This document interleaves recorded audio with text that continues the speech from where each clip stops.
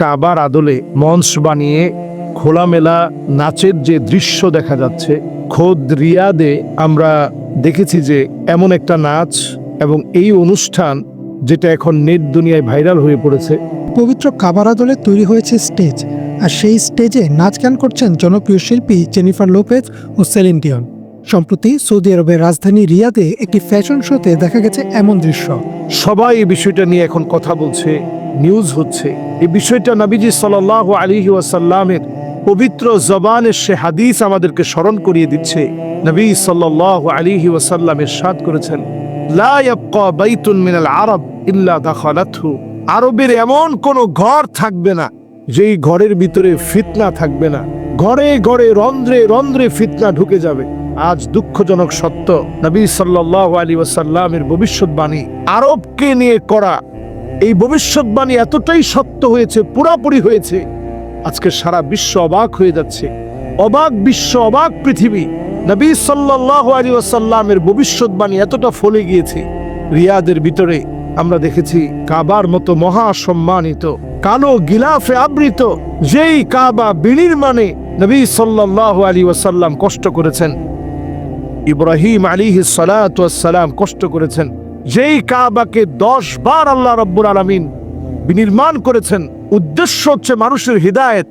ইন্না আউয়ালা বাইতিন উদিআ লিন-নাস লাল্লাযী বিবাক্কাতা মুবারাকান ওয়া হুদাল লিল-আলামিন।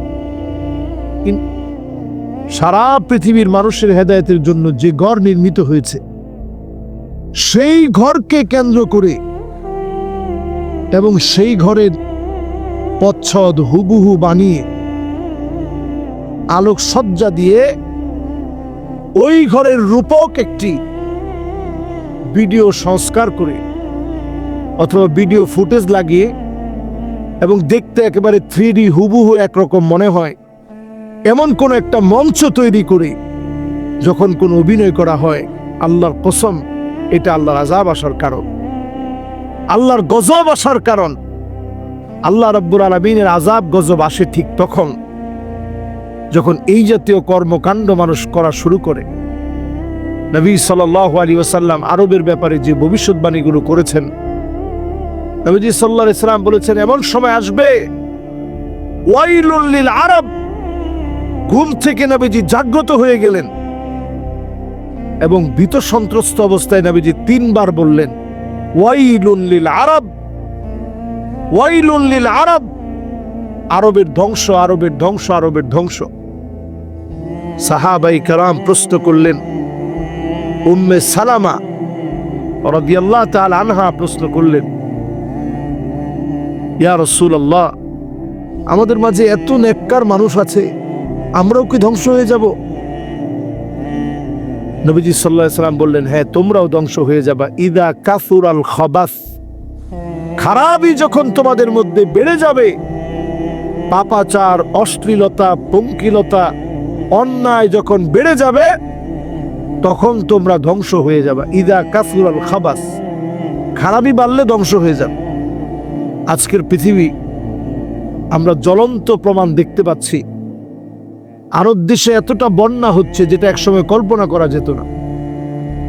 এগুলো আল্লাহ তাআলা এমনিতেই দেন নাই। রিয়াদে বন্যা হচ্ছে, আল কাসিমে বন্যা হচ্ছে, হাইলে বন্যা হচ্ছে, মক্কা মদিনায় বন্যা হচ্ছে, জেদ্দায় বন্যা হচ্ছে। এগুলো একসময় কল্পনা করা যায় না। এগুলো আল্লাহ কেন দিচ্ছেন? এগুলো আমাদের পাপের ফসল। কোরআনুল কারীমের সূরা মায়েদার ভিতরে আল্লাহ রাব্বুল আলামিন বলেন, ফাইন তাওয়াল্লাউ, এর পরেও যদি তোমরা ঘাটতেরামি করো, ফা'লাম আন্নামা ইউরিদুল্লাহু আন ইউসিবাহুম বিবাদি যুনুবিহিম, তোমরা জেনে রাখো আল্লাহ রাব্বুল আলামিন কিছু কিছু অন্যায়ের কারণে আল্লাহর পক্ষ থেকে আল্লাহ আযাব দিবেন, গজব দিবেন, ধ্বংস করবেন। আজ আমার কাছে মনে হচ্ছে পুরোপুরি সেই আযাব গজব আসার সময় হয়ে গেছে। কাবার আদলে আপনি মঞ্চ বানিয়ে উলঙ্গ মহিলাদেরকে দিয়ে আপনি নাচাবেন, চতুর্দিকে মিউজিক বাজবে। যেই নবী পৃথিবীতে আসলেন লিউকাসসিরাল মাজামির, সব একতারা দুতারা সেতারা ভেঙে টুকরা টুকরা করে দিবে।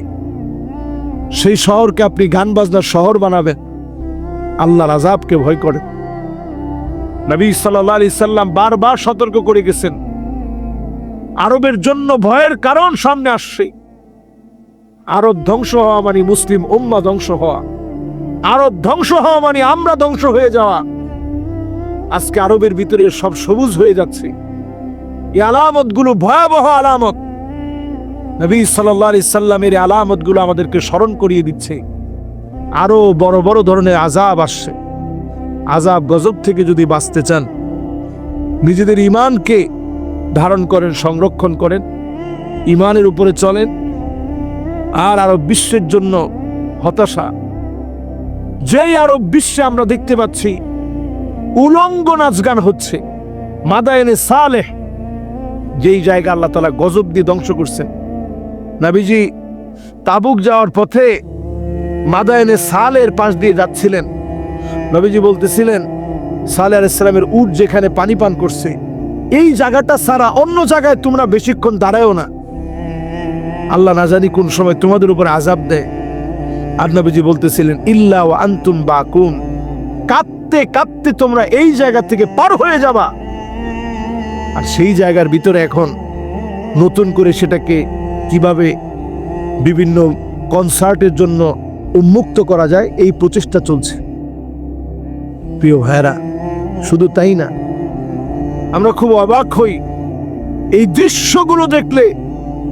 সৌদি আরবে নারীদের এখন মুখ খুলে চলাফেরা, ড্রাইভিং লাইসেন্স, দোকানে দোকানে নারী, অবাধ বিচরণ, জায়গায় জায়গায় সিগারেট টানা, নারীরা সিগারেট খাচ্ছে। রক্ষণশীল সৌদি অল্প কয়েকদিনের মধ্যে ধ্বংসের দ্বার প্রান্ত।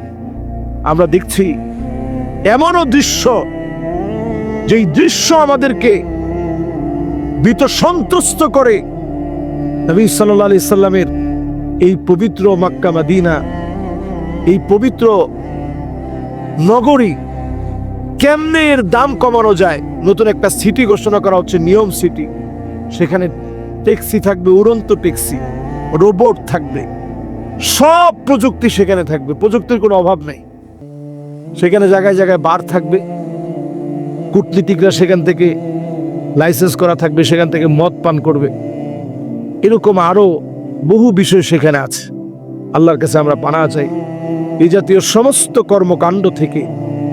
চাঁদের মাটি এনে সেখানে রাখবে, চাঁদের একটা ফিল নিবে মানুষ। আগে মানুষ ইউরোপ আমেরিকায় গিয়ে উলঙ্গ হতো, এখন সৌদি আরবে এসে দুবাইয়ের লোকেরা যেন আরো উলঙ্গ হতে পারে, আরবের লোকেরা যেন আরো উলঙ্গ হতে পারে। এই ব্যবস্থাপনা এখন পুরোপুরি পাকা করা হচ্ছে। আল্লাহ পাকের কাছে আমরা পানাহ চাই এই জাতীয় ফিতনা থেকে আমাদের প্রাণের মক্কা মদিনাকে আল্লাহ যেন হেফাজত করে। আমিন।